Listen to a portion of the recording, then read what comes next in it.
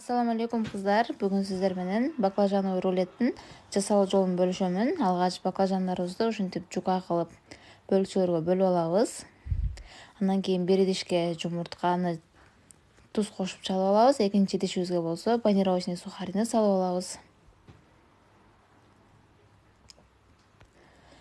Алдын ала туурап алган баклажандарыбызды алгач жумурткага, андан соң панировочный сухариге онотуп алабыз дагы.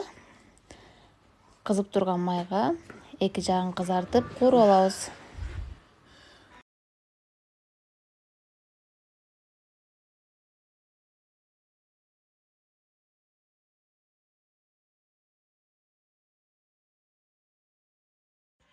Баклажандарыбызды кууруп алган соң эми соусун даярдайбыз. Майонезге 2 тиш чеснок, укроп кошуп жакшылап аралаштырып алабыз. Соусубуз даяр. Кууруп алган баклажандарыбызга сүртүп, ичине помидор, огурцы, укроп кошуп алып, ушинтип видеодо көргөзүлгөндөй кылып рулет кылып ороп алсаңыздар болот. Сөзсүз түрдө жасап көрүңүздөр, аябай даамдуу болот. Видео жакса лайк басып, комментарий калтырганды унутпаңыз.